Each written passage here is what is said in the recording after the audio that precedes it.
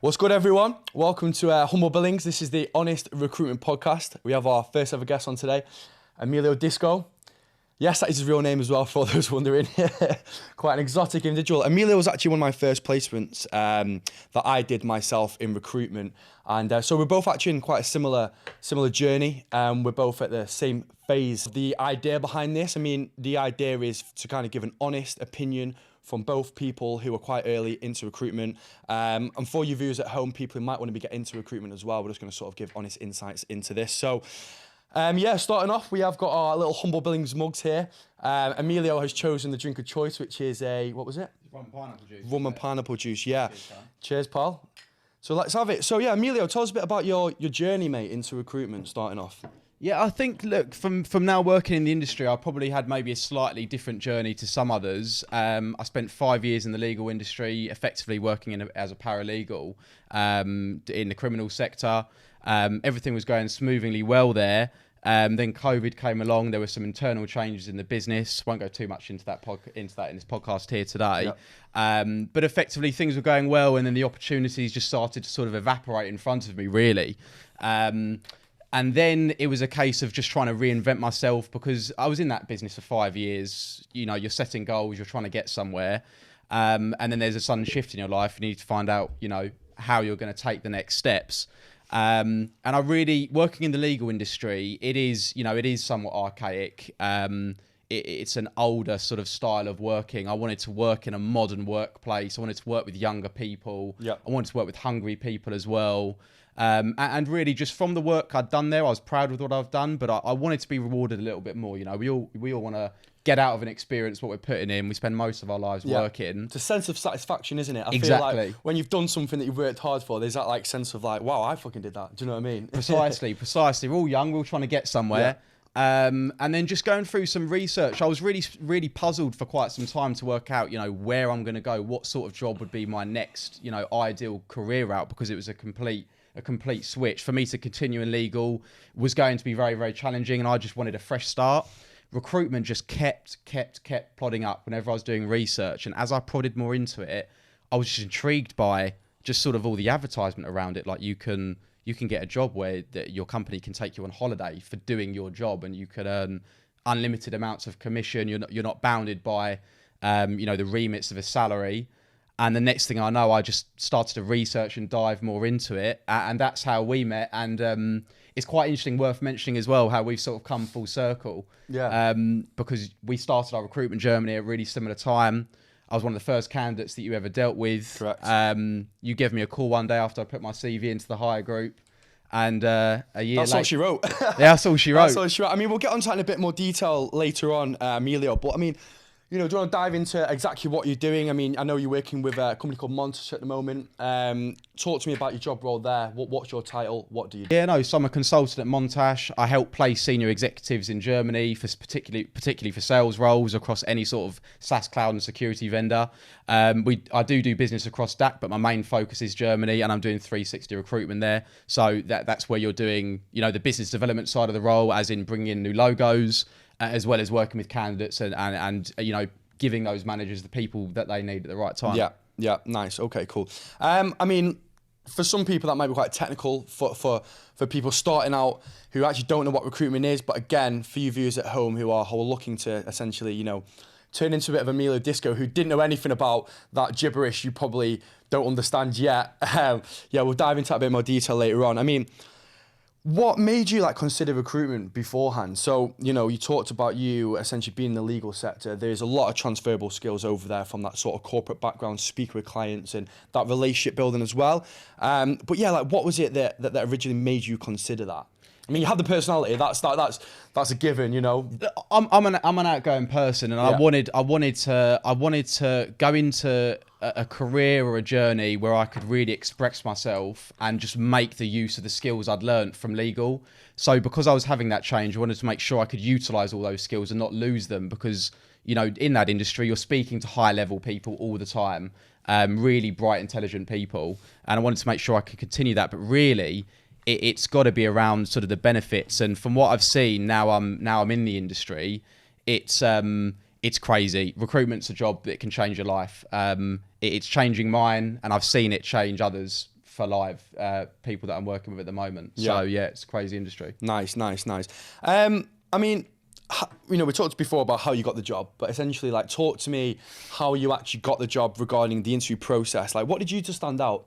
Because I remember I got you a couple offers on the table, didn't I? I mean, everyone was head over heels for Emilio Disco. He's sort of charisma. A lot of people seen potential in him, you know, to being a fantastic consultant, which he obviously is now and is still thriving to be. But talk to me a bit about that interview process, essentially. You're very sweet, by the way, for the compliments. Appreciate it, Callum. You're not too bad yourself.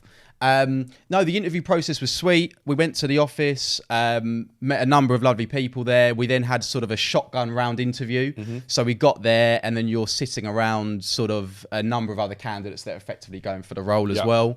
And then we got about 30 seconds to a minute to pitch to different people in the business. So a mixture of speaking with the MD, the security lead, who, if I was to have got the job, who I'd be working under, so my manager currently, and then other consultants in the business, as well as some people working in sort of the talent acquisition HR side. So it was nice because it gave me an opportunity to speak to a number of different people within the business. Obviously, it's a very short time pitching across a minute, but it gave them a wider view of me, and also gave me a really wider view of, you know, what Montash is really about. Yeah, I think that's so important as well, like that sort of interview process, because, you know, me being the market I do is rec to rec and helping people like Emilio get into recruitment. It's hard for me to sort of tell you exactly what it's like until you actually get your foot in the door, you get into the office, you start meeting these managers you'll be working under, you, so you're seeing the team. So it's not just coming from the horse's mouth himself, you know, you're getting to sort of feel that vibe. So it seems like, you know, you going to sort of see multiple different businesses sort of aligned where exactly you want to be. So yeah, I mean, talk to me a little bit about your first 3 months, honestly. I mean, again, going into the sort of whole culture and the reason why I went to this podcast was an actual honest overview of your first 3 months. Like, talk to me about that. No, definitely. I'd love to dive into that, certainly. I mean, the first 3 months, the word that comes to mind is tough. Yeah. It was tough. So at Montash, when you're starting out, you have a 1 month, 3 month, and a 6 month presentation, which is a great idea to give yourself a review of how you're doing. First month, you go into effectively an academy. There's an L&D effective department set up to help bring people into the business, to bring them up to speed, to teach them what it is, you know, what is going to make you a good recruiter, what the actual industry is about, and just give you a really good sort of baseline set of skills so you can start getting on the phone and start effectively doing business. And really, in terms of those first 3 months, because of the job I had previously, I think at the start I had this like naive confidence. You know, I'm speaking to people, there are good conversations going on, but ultimately, this is a results business. You need to start delivering and things start happening. I started in the summertime. I think I joined in the middle of May. The summer months in Germany, the market I'm working in, are particularly slow, sort of as you get towards sort of that June, July time, and then things start to pick up. First 3 months was very tough. It's I went into the job completely blind. I was sideswiped definitely by how it would test me mentally. Didn't appreciate how difficult the job can actually be. Yeah. You're dealing with rejection on a daily basis. And I think that was definitely from my side one of the most difficult things, because I'm someone that sets high levels and sort of high standards for myself.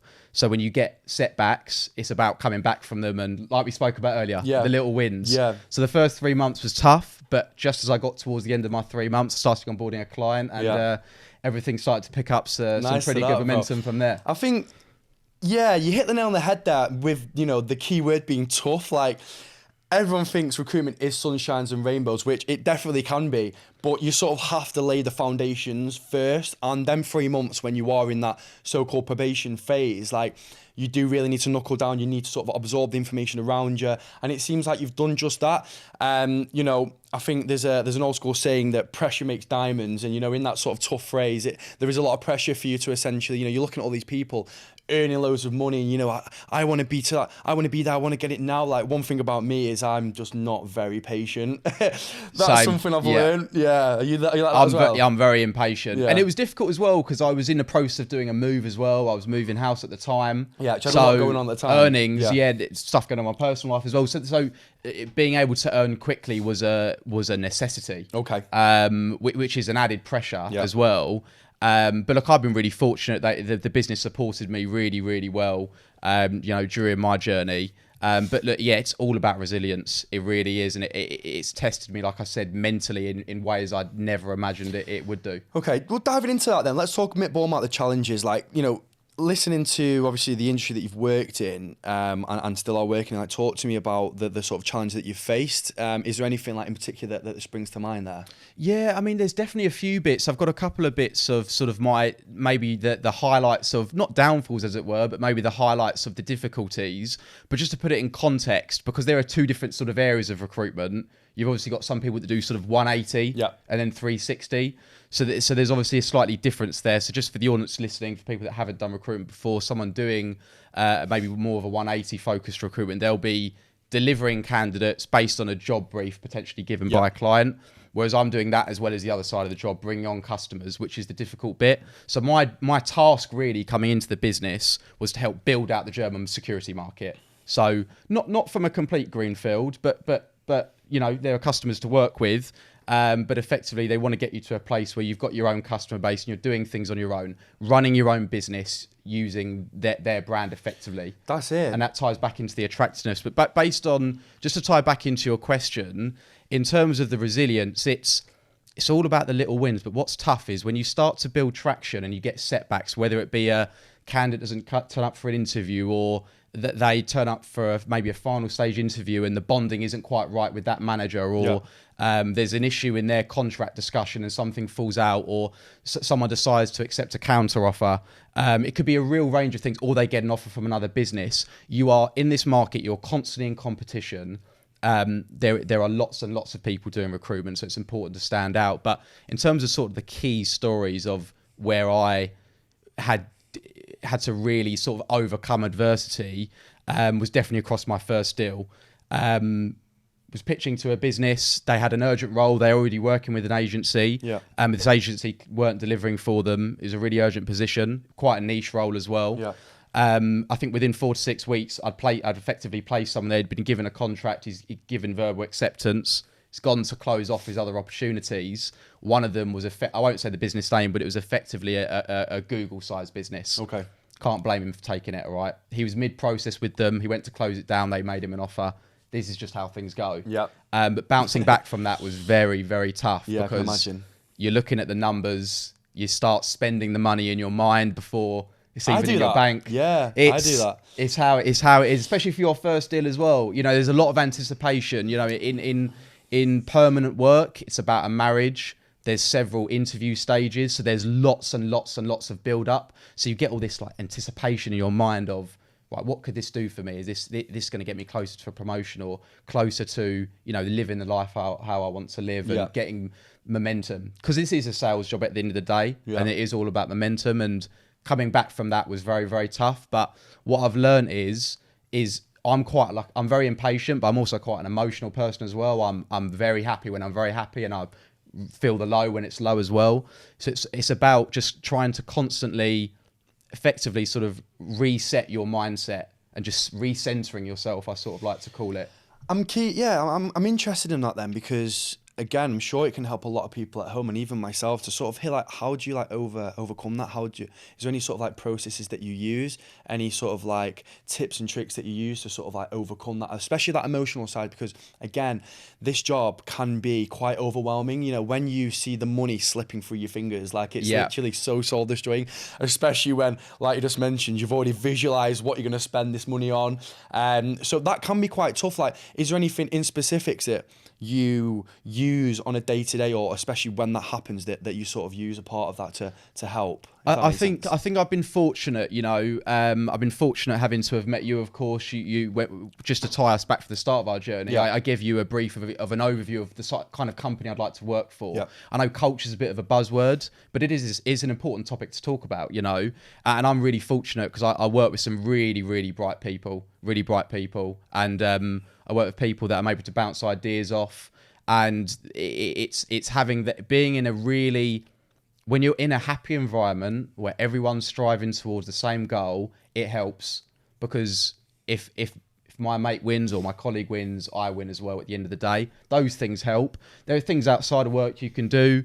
There are, loads of books you can be reading. I think having an outlet outside of recruitment is very important. Obviously, having fun and blowing off steam is great. Yeah. But that's for when you win. But when things aren't going too well, like I said, you need to recenter yourself, whether it's going to the gym or having a sport and just blowing off some steam. Okay. I think that's really useful just to get in your head in check. That's quite interesting. So you're saying like sort of what you are doing out of the office is having an effect positively on your performance in the office. 100%. And it can switch the other way as well, I started Montash in May. We've all got our own personal issues or issues, things that come up in your life outside of work. And it can definitely have an impact if you're not headstrong and focused, and when you're at work, you need to be focused, and because you're speaking with people over the phone. I'm speaking with people in Germany.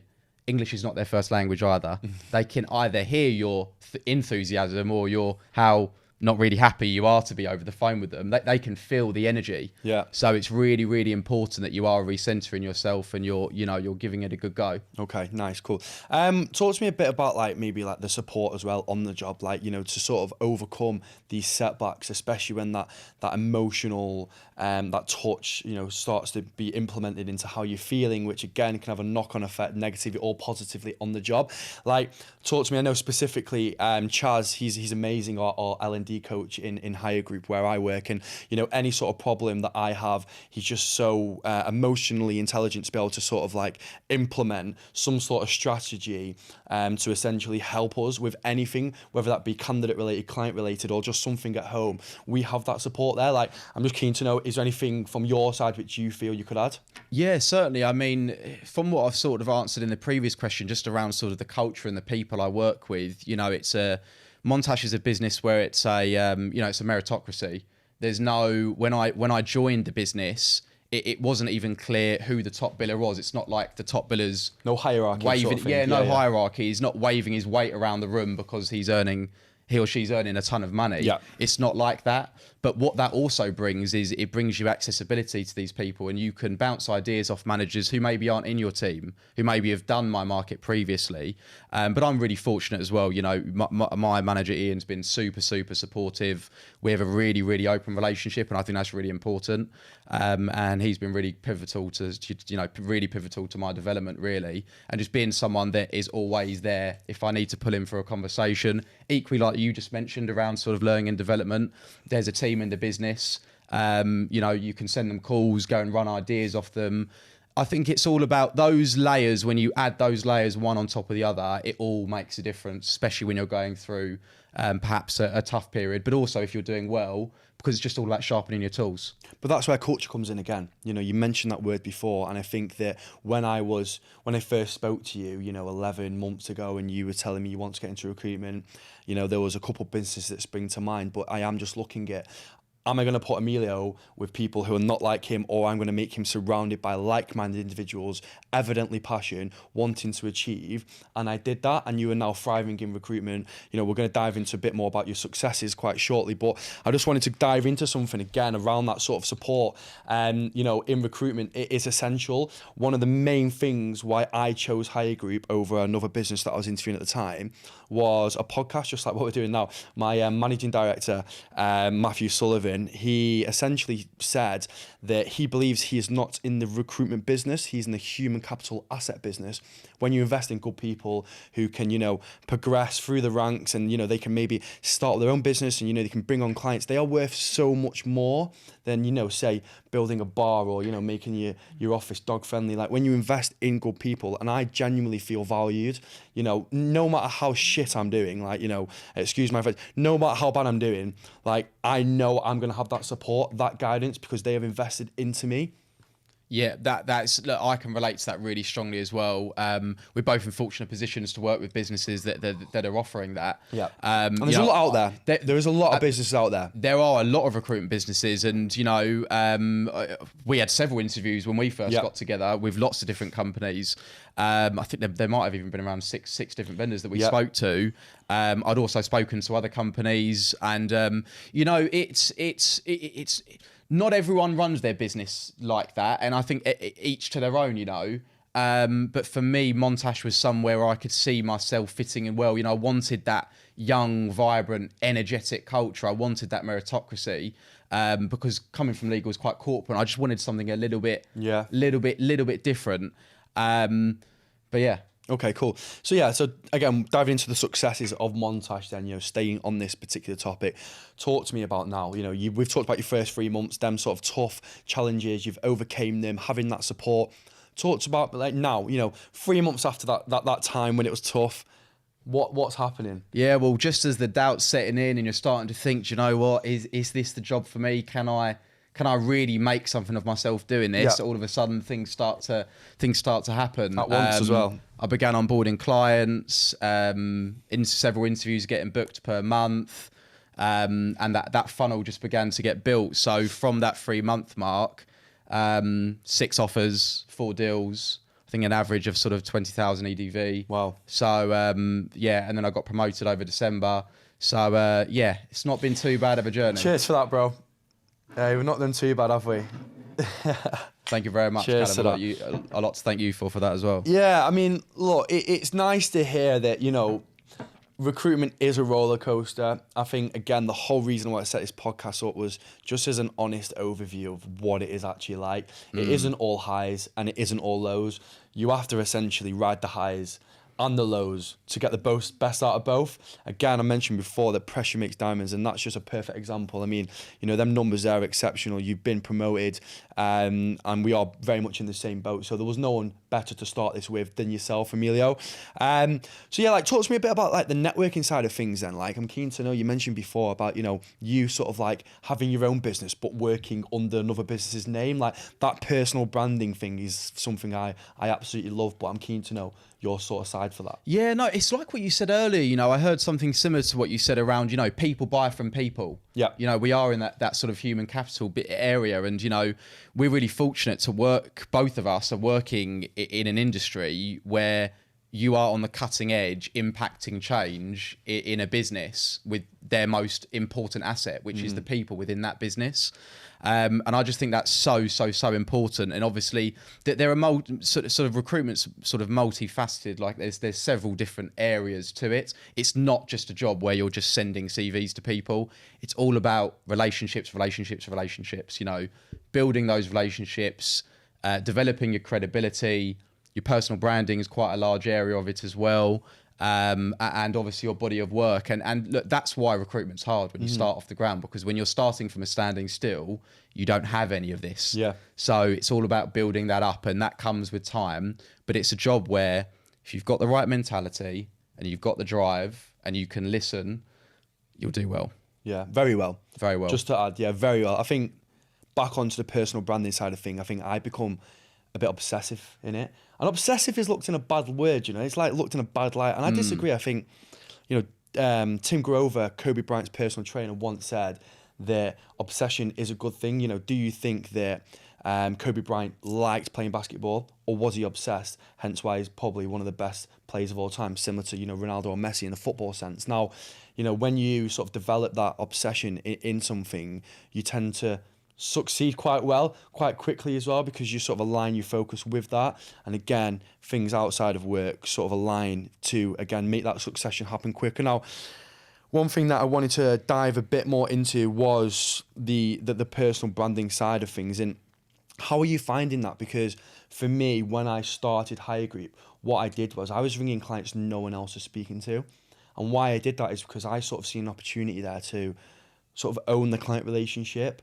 And, there might be a few notes where, don't speak to this person because they're quite hard to manage or quite hard to work with. I've seen that as an opportunity, and I've done quite well in that sense.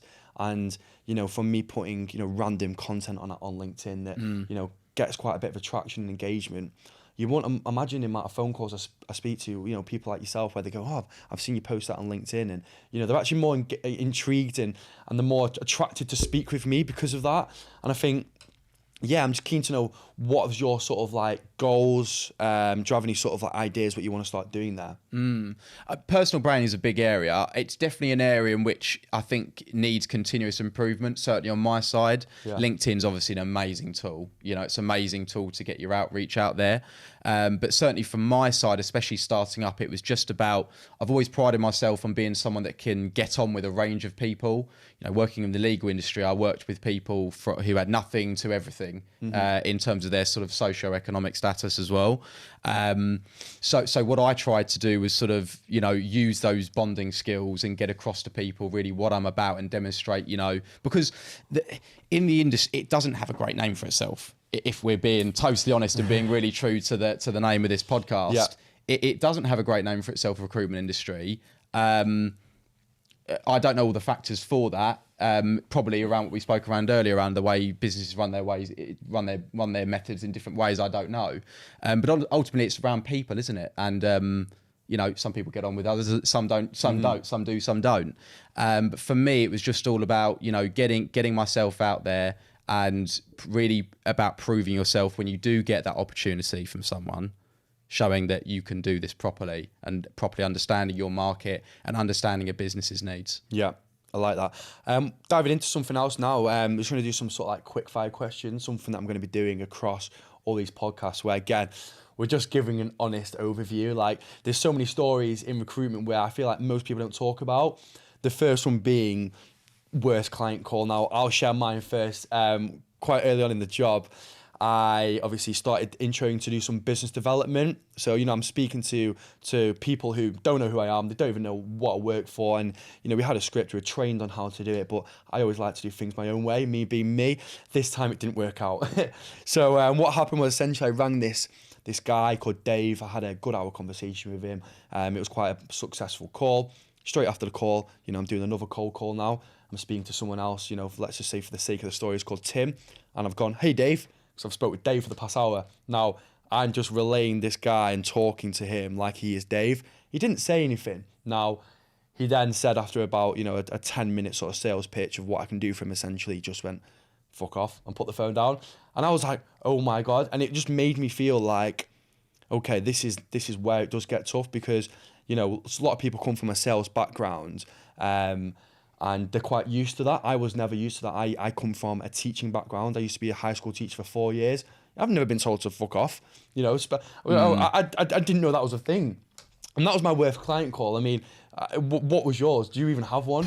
Yeah, look, we all make bad calls. Yeah. We all have bad calls, especially at the start. And, you know, one thing I really struggled with, I think, at the start, or one thing I was trying to sort of pick my brain around is obviously I'm not working with British people. I've also got another sort of culture who I need to better understand. At the time, I didn't have any German friends to sort of ask, you know, around culture. Fortunately, we're quite an international business, to be fair. I mean, we have people from sort of all over Europe that really work in Montage. But certainly that side of it did come to me quite quickly. You know, when you're speaking to managers, you know, that they can be, you know, obviously very abrupt with you. And coming from the legal industry, like you just said, it's not normal just to be told to F off or go away. What are you selling? You know, these people are being contacted all the time. They're having their time wasted. Yep. So I've had some similar stories to that. But I'd probably say another one that more springs to mind is more where I had an experience where, and this can happen sometimes, but it doesn't always, is where people really just don't gel. You think everything's going to be going well, candidate's got a second stage interview for a really senior position, and then you later discover that the interview was probably about a 15-minute shouting match, and that's not going to be going any further. Okay. And yeah, there's little things that happen like that, you know, because like I said, sort of permanent work, as you know as well, from placing graduates and people like me, having a career switch or a second job, moving into recruitment, it really is a marriage.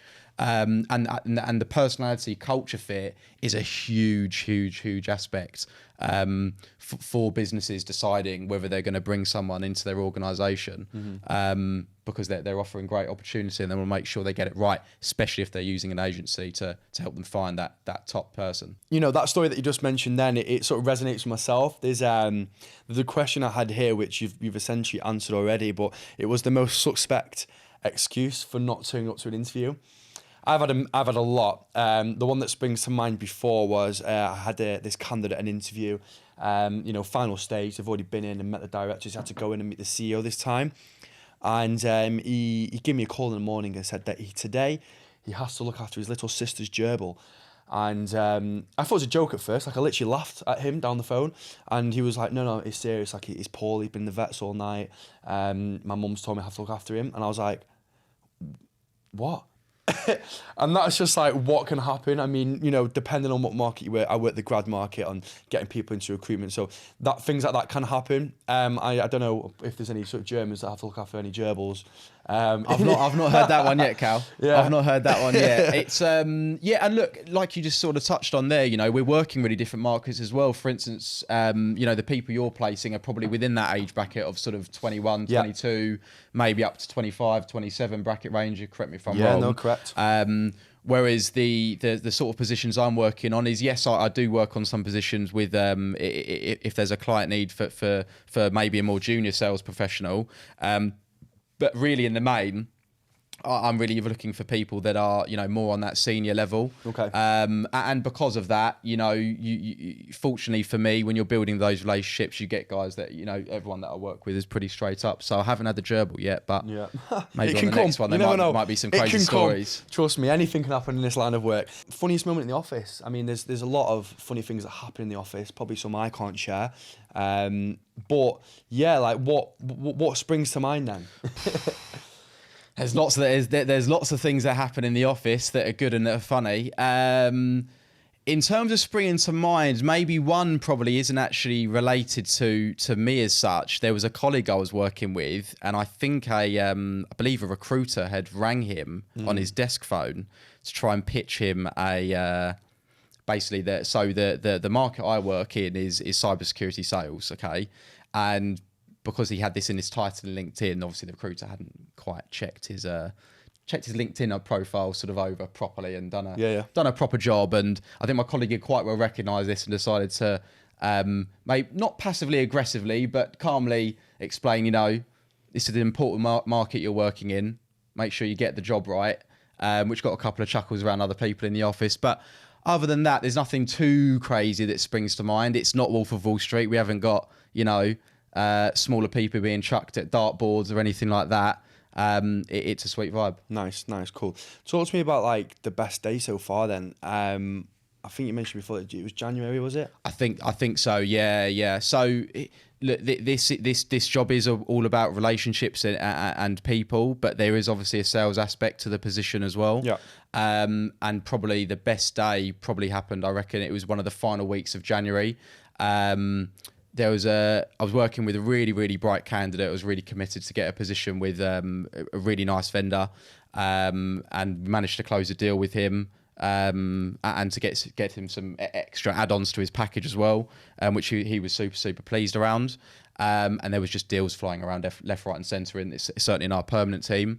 And I think at the end of the month, that actually those deals that had gone in had marked our largest ever month since the company's history, which I think is from 2004. Nice. So as you can imagine, speakers, the music's going off, people are standing up. There's a good vibe when deals are going in. There's a good vibe, there is. And that sort of like leads me to the next question as well. Like that office vibe is always been attractive to me. I mean, we have the flexibility to work from home on that hybrid model. I mean, since COVID, that's like sort of the way most business models are set. Most people sort of use, especially after COVID, and the grads that I work with, they're used to that flexibility from working from home. Now, I feel like that's quite a big debate right now.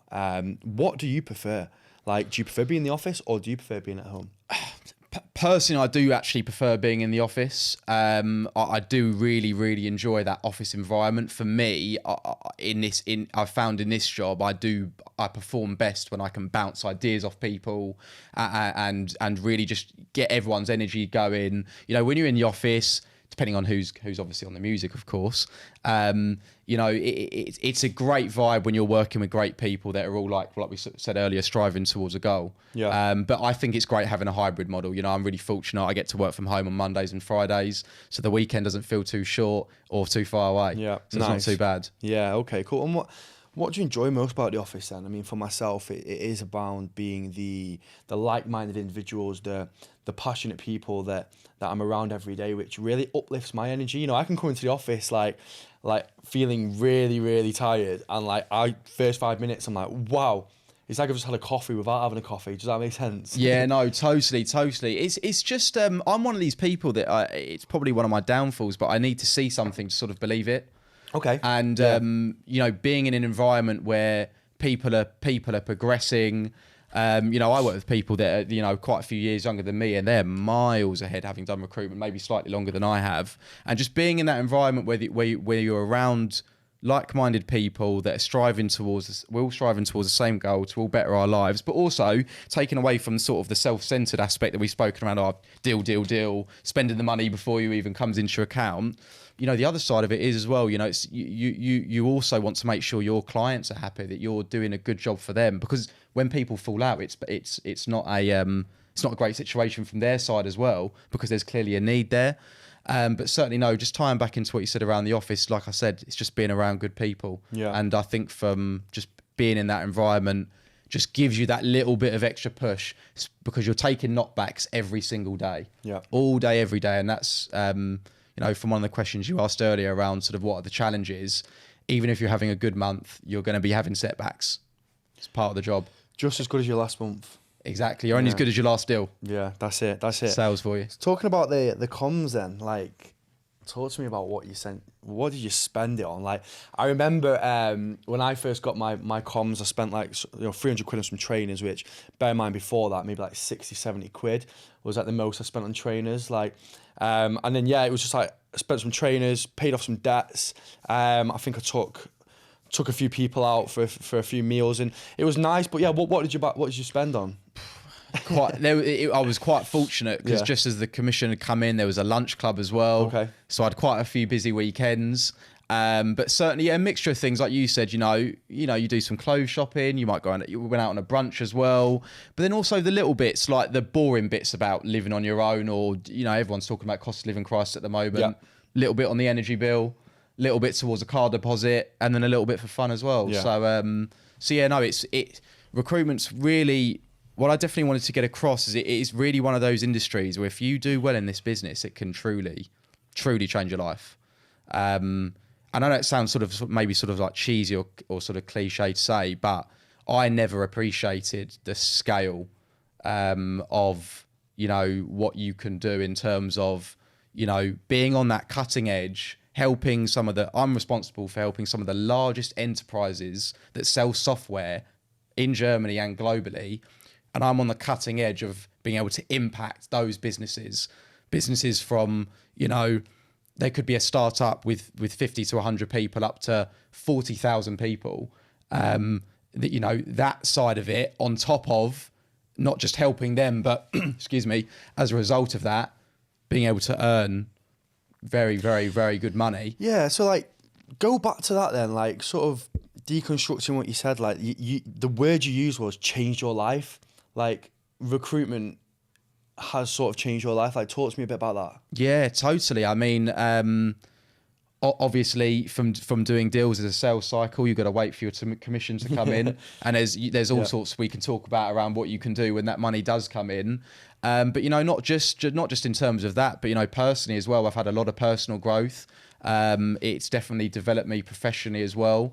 It's taught me about myself a lot as well. Yeah. I feel like recruitment, it's like life's holding a mirror up in front of you all the time. There's no hiding. You can't hide in this sort of job. The numbers don't lie. So I think from my side, that's been great. But in terms of where it's changed my life, I'm on a journey right now where, if things are continue in the momentum they're going, I'll be earning more than my senior partners in my old firm were, which is a crazy thing to even, from my perspective, even be thinking about at 25. And it's just going to be able to really allow me to live the life that I want to live. And I think that's what work's all about, making something for yourself and being able to carve out your own life and opportunity. Yeah, no, I can relate to that massively, bro. I think when I first started recruitment, there was a lot of external factors which were having a play on my my emotions, which was hard, especially in them first 3 months, like we mentioned. It can be very tough. And one of the things I remember specifically is I was skint. Like, I used to come to work and I'd work through my lunch, and people would go like, "Carl, like, are you not eating today?" And I'd lie. I'd go, "Yeah, there's food in my bag," and stuff like that. And like now I look at, the sort of money I'm making, and it's so nice to look back at the place I was in then when I first started. And I think a lot of people can probably, at home watching this, can probably relate in the sense where I was lending money off my friends, like, to get a haircut, just so, when I'm meeting clients, I didn't look like, I've just been dragged through a bush. And I wouldn't change anything. I wouldn't. Like, I'm so happy that I went through that, because now my perspective of where I am, and again, the sort of humbleness I have, is amazing. The feeling is honestly amazing. When I see that comms package come in, it's just like, I've made it. But then I'm never satisfied. I always want more. And that's where it, again, is exciting, because you can just get more. Yeah. The more you put in, the more you get out. It is really one of those positions where really the more you put in, the more you get out. And what you can get out, just the scale of it is... Yeah, it's phenomenal. I mean, when you speak to people, even people that work in my business and other areas as well, some of the numbers that they're pulling in it's disgusting. Yeah.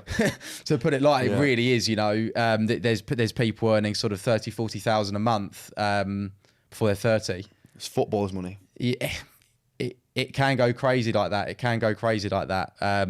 And it's something I completely just never appreciated getting into it. But now I'm here, like you said, so happy to be here, I personally, I mean, I'd gone to a place where, I was moving, money's getting tight, having to start thinking about getting a loan just to get into work. And then literally within a really short space of time, everything just changes. Yeah.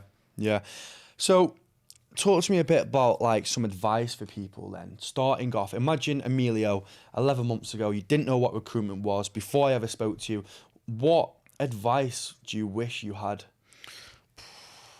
I wish I knew about how it would test me. Okay. That might have been, because you probably heard this as well, sort of the buzzword, the recruitment roller coaster, and it's thrown out there a lot, and I heard it a lot joining the business and my onset, but I never really appreciated what it really meant. They said, "Oh, there's an up and there's a low," and it just constantly like this. Yeah. But really, if I'd had the opportunity to really understand that in terms of the overcoming challenges, you're constantly overcoming objections, you're problem solving all day, every day, that would have been really useful to know.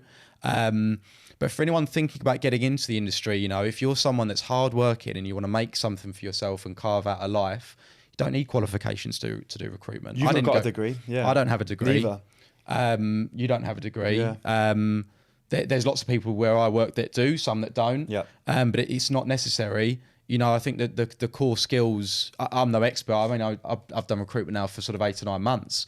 But at least from what I can see is it's really heavily about mindset.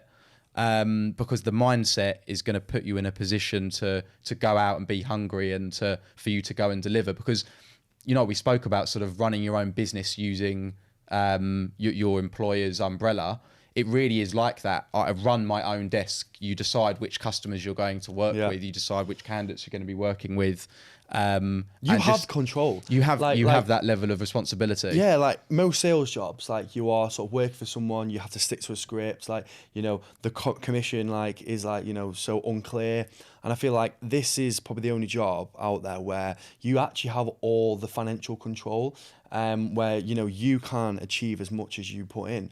And one of the exciting things I wanted to talk about as well was, like, the myths of recruitment. You mentioned before, like, Wolf of Wall Street, like, a lot of people, especially when maybe they're seeing our sort of like vibrant energy, and we're talking about the buzz in the office, but it's not all like that. Me and Emilio are very similar in ways where, I aligned you up to a business where you would really fit in. And there are many businesses where, I wouldn't have put you in because they're just not your vibe.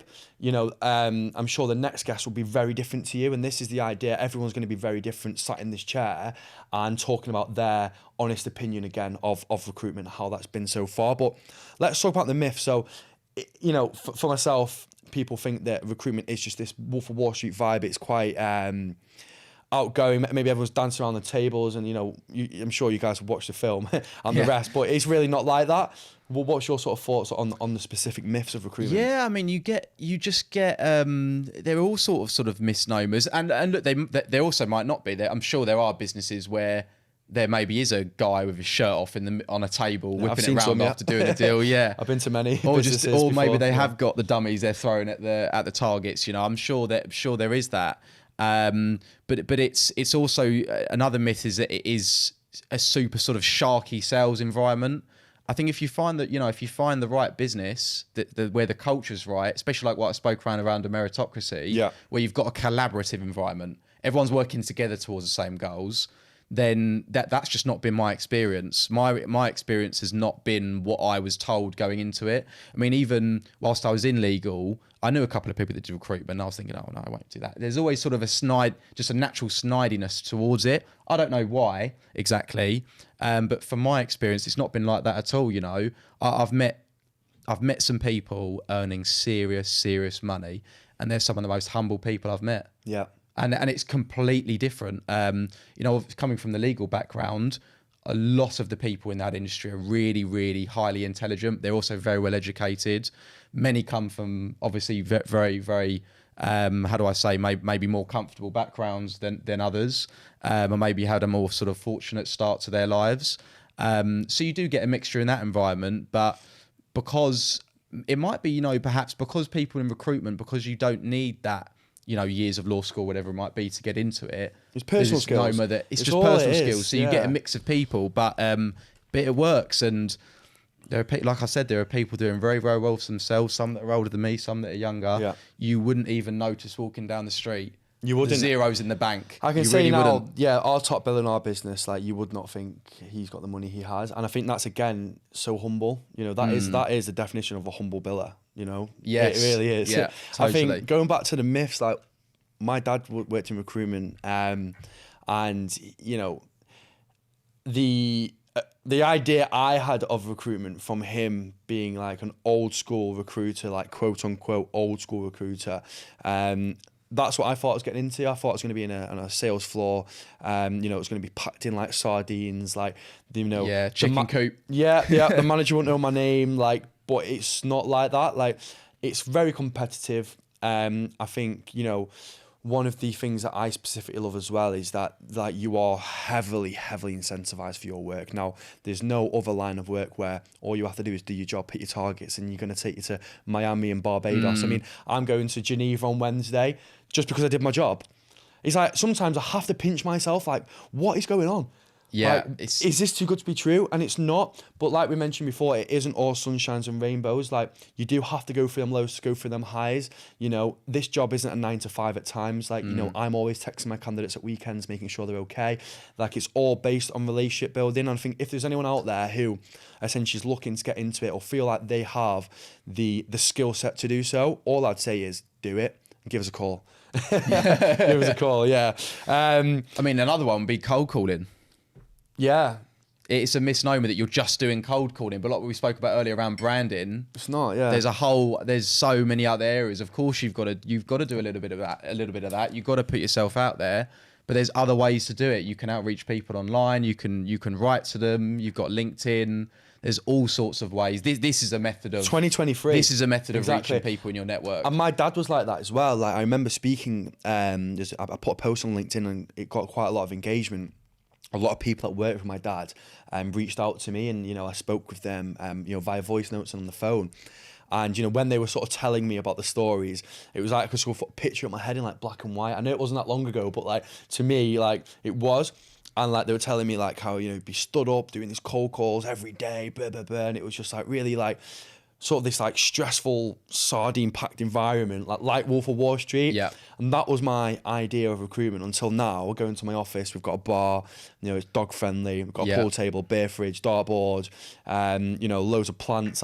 It's just such a nice vibe. It's actually better than my house. I spend more time in the office than I do at home because it's that good. I saw it today, I can see why. It's not too bad. Yeah, it is nice. And that's the thing as well, like, because it's so competitive. I remember me and AJ, one of my friends, we went down to another recruitment firm down the road, and they just built their bar, and we took a picture and took it back, and our boss built a bar like the next week, because it's like, everyone sort of wants to be on the same track. Like, Yeah. it's a very competitive place, and everyone wants the best talent working for them. So as a recruitment owner and someone who's owning a business, like, you want to invest in your employees. You want to give them every single opportunity possible, whether that be some therapy on the side because you're struggling at home, whether that be a free croissant in the morning, whether that be taking your consultants to Miami, Barbados and stuff like that. Like, it is amazing. There's no other job like that. It's around what we spoke around earlier in terms of how you come back from those setbacks, just around support. But generally, I mean, my experience with Montash has been far beyond what I could have expected, an employer to provide. They're there if you need to have a personal chat. They're there if they're there on the work side. That they're not just saying, oh, let's have a good culture. That doesn't mean you have good culture just because you say you like to have one. They are actively, constantly thinking of ways in which they can make sure that the people working in that business are happy, because happy people, that it translates and just makes the whole environment better. Yeah. And that's how the business can grow and just do better on a whole. And I've coming from the environment I used to work in before, it's completely different in terms of the level of support. There were nights in my previous job where I would have to, maybe work and I'd be in a police station till 5, 6 in the morning. I'd still have to be in at 8. No aftercare at all. Yeah. Just get on with it. And obviously you work late nights here, you're doing overtime, you're doing weekends, but that genuine thought and support of how your employees are actually genuinely feeling is actually there. Yeah. Rather than just saying, oh yeah, culture. That's another thing, just quickly, I wanted to add, like, the progression side of things. Like, I'm now, moving into a management role. I've got a little trainee work underneath me. I've been in the job literally under a year. And, like, the progression I've had from not knowing a single thing to be now on a podcast talking about it, like, I still don't know everything about the job, and you never do, because the market changes every single year. So you have to be adaptable, you have to be flexible. But, like, what I'm saying is, a year ago, everything that we were talking about now would have been gibberish to me. Maybe like it is to some of the viewers at home, but hopefully you guys can get a bit of an insight to what it's like. And essentially, if you did want to get involved, you know exactly what to do. So we're talking a lot about, like, the tough things in recruitment before. And I wanted to dive more into the exciting things. I mean, we just mentioned previously about the sort of progression that I've had since being here. Like, is there anything that you can add that essentially wasn't the sort of tough side? Yeah, no, of course. And it was one of the reasons that attracted me to the business, was it being able to work in an environment where you can be fast tracked. I'm really fortunate with Montash. They have, I'm someone that loves helping people. So managing is certainly something that's of interest to me. But there are other routes you can go down as well. They cater for all personalities. So they give you an opportunity to rise through the ranks, even if you're not managing a team.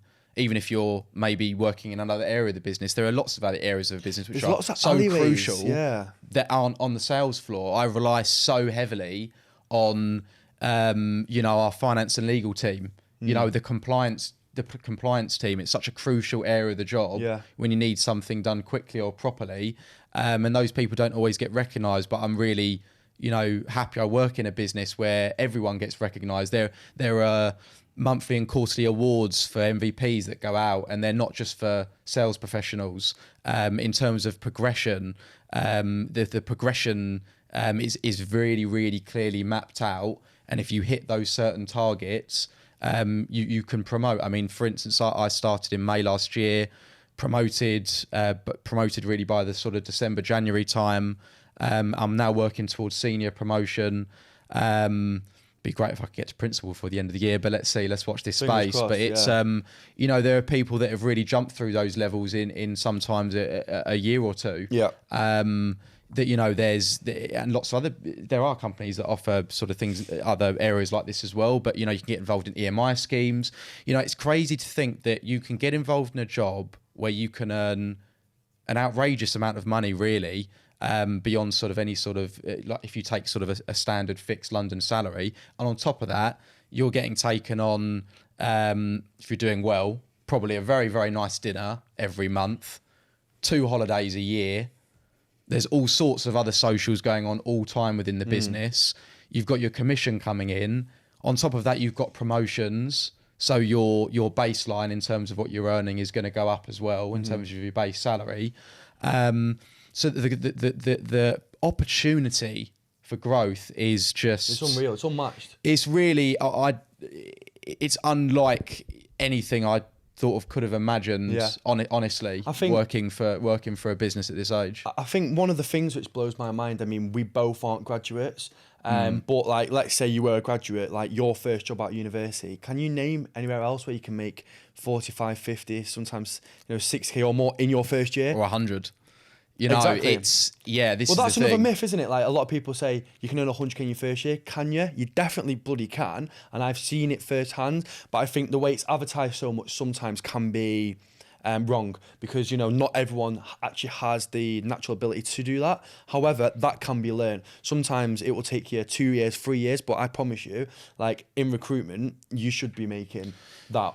Yeah, it's great. Them figures anyway. Yeah, no, of course. And look, there are from people that that I work with. It's been great hearing their stories because everyone's coming at it from a different angle. Everyone's got different personalities and has grown at different rates. Exactly. Like I said about this recruitment roller coaster, when you start, it's a case of right, you are going to ride that roller coaster, but when? For me, it was the 3-month mark. I thought it might come a little bit later. So like I said, I sort of had that naive confidence.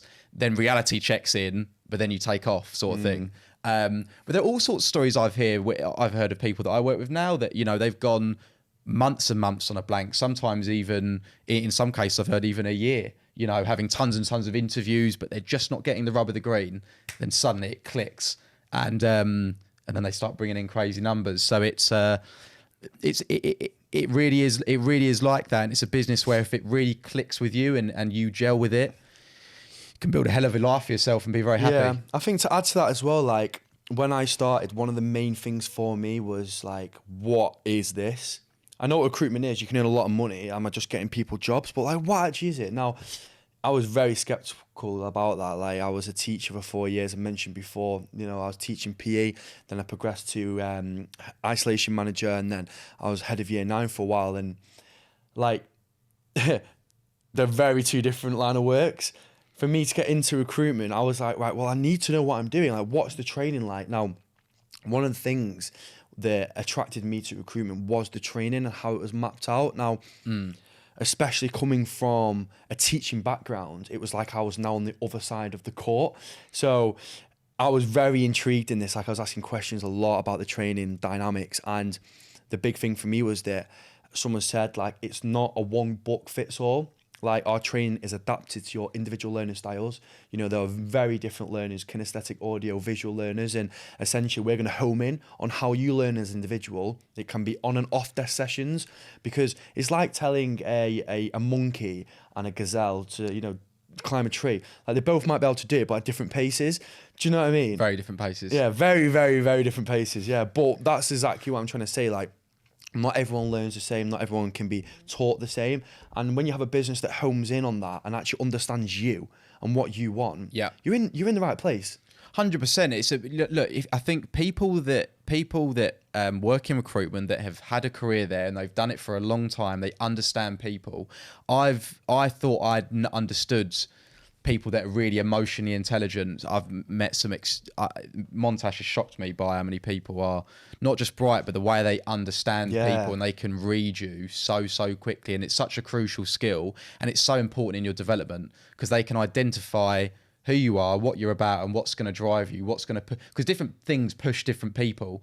Some people might need a little bit more pressure, but some people might need the brakes off them a little bit and just have a little bit more like the arm around approach. And I'm really lucky that I'm working for a company at the moment that there's lots of different managers there that have all different styles as well. All the teams operate in different ways. And it's funny, it's as if the business sort of put different personalities into different teams. It doesn't mean that we're not similar across teams. There are lots of personality similarities across the teams, but every manager has their own sort of management style, and that style, the people working under them are really feeding off that as well, because they're just benefiting from that knowledge and simplifying the job.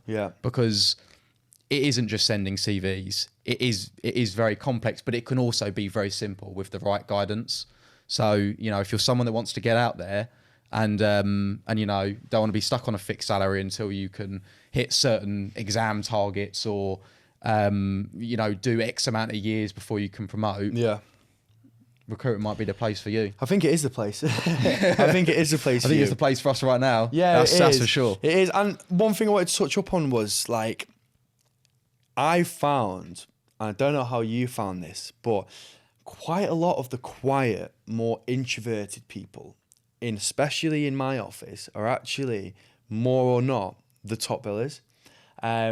That's what I found. Now it's quite interesting because I'm thinking, you know, should I be a bit more introverted? Should I, you know, not be like the loudest in the room? That's just how I am. I can't change that. But like, I just didn't want people at home again to think, oh, I need to be like really sort of ecstatic and vibrant and full of energy and charisma. Like, yes, that's a very good thing to have. But again, there's people from all sorts of backgrounds, all sorts of personalities, all sorts of driving factors for why they're here. You know, one of the reasons why I'm here is because I didn't come from a lot of money myself. My background, you know, it wasn't that bad, but it could be better. And I just wanted to establish my side of, you know, this is who I am. Yeah. You know, I'm open to say this. I always pay, you know, stuff for my brother now and stuff like that, which is nice. You know, pay a phone bill here and there for someone who might help you in your early years. Like, to be able to do that now is exciting. But then I've also got people who I know who actually do come from money. The driving factor for them isn't money. It's actually about helping people get a job. Like, they love doing that. So yeah, it's interesting to know about all the different dynamics and factors. Totally. I mean, look, there's one thing that I really enjoy seeing is other people grow, and there's people in my direct team. There's guys that I work with really, really closely in my team that are completely different to me. Yeah. Probably people who I wouldn't imagine interacting with outside of work, because we move in maybe different social circles. Yes, we have very, very different interests. But it works, and it's a place where, you know, in this industry, you can be yourself. You don't need to become some Jack the Lad salesman to be a recruiter. You can just be yourself, and people buy into that. People buy from people. And if you're doing the right things, you don't need to change. It's not an industry where you need to be, obviously, like you said, being charismatic. That stuff is important to a degree. But not everyone likes that. There are other skills you can have and other, you know, benefits you can bring to the table in order to be successful. And I've seen it. Proof's in the pudding. I'm in the middle of it right now. So, you know, I'm working very closely with Lewis Hanley, you know, associate director at a higher group, and me and him are chalk and cheese. Like, me and him are so different in terms of our personalities. Now, some clients prefer him, some clients prefer me. Yeah. And that's where you need to be yourself. When I started, I was trying to be what everyone else was doing. Trying to be what they want. Yeah, and it's not what you've got to be yourself. The right clients will buy into you. People buy into people. And once you do that and continuously, religiously do your process right, make sure your matching's down to a T, put the work in, you'll be rich. You'll be rich, yeah. Put the work in, you get there. Yeah. Hopefully we'll all get there, mate. We'll all get there, yeah. Well, listen, it's been amazing for you to obviously come down from London for this. Definitely have you on again. I think once you get that promotion that you're visualising. Yeah, I'm manifesting it, Callum. I'm manifesting it for you. Look, it's a real pleasure. Like, I'm really pleased you invite me down. I never imagined a year ago when we started our first professional relationship. Now, professional and also personal relationship as well, as we've got to know each other over the last year. I never imagined through you making your first placement and me finding my first position in recruitment, we'd be sitting here now talking about, you know, our journeys, what we've achieved, what we found difficult. It's been a great journey, and let's push for that promotion, and hopefully we're back in the seat soon. Yeah, let's do it. And I think, you know, this time next year as well, we'll probably have the same conversation, thinking, I would never have thought it'd be here as well. The only way is up. The only way is up. We've got the jet back on. We're going. We're moving. We're strapped in. Right, guys. Thanks for tuning in. Look forward to seeing you next time. Cheers.